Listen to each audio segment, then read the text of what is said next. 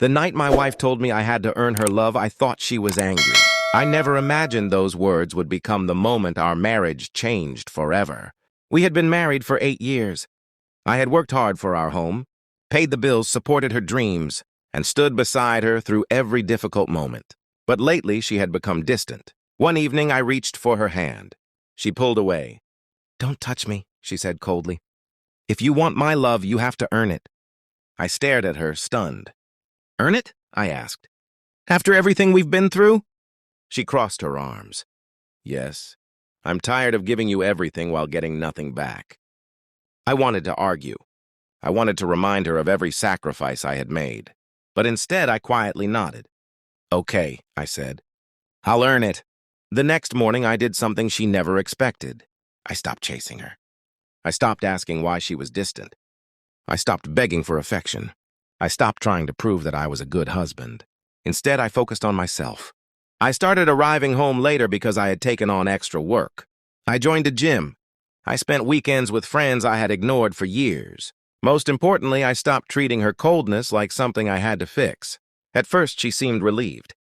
Then she became curious. One night, she asked, "Why aren't you asking me what's wrong anymore?" I looked at her calmly. "You told me love had to be earned. I thought you meant both of us should earn it." She didn't answer. A week later, she noticed something else. I had started sleeping in the guest room. "You're really sleeping there now?" she asked. "Yes."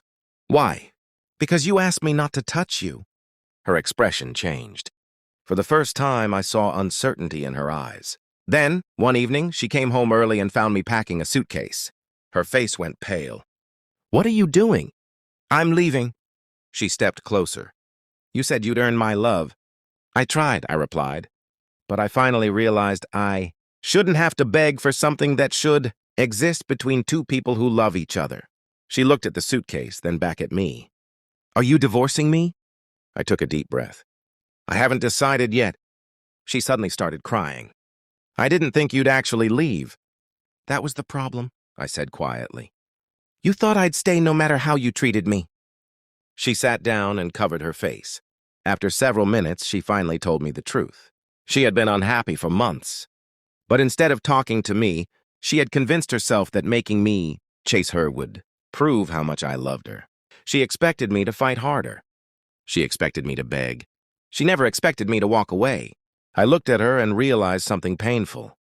The marriage wasn't saved because I earned her love. It was saved because for the first time, we both understood that love couldn't be demanded, tested, or used as a weapon. I didn't leave that night, but I made one promise to myself. I would never again stay somewhere just because I was afraid to be alone. And that was the part that shocked my wife most. She finally understood that losing me wasn't a threat anymore. It was a choice I was actually capable of making.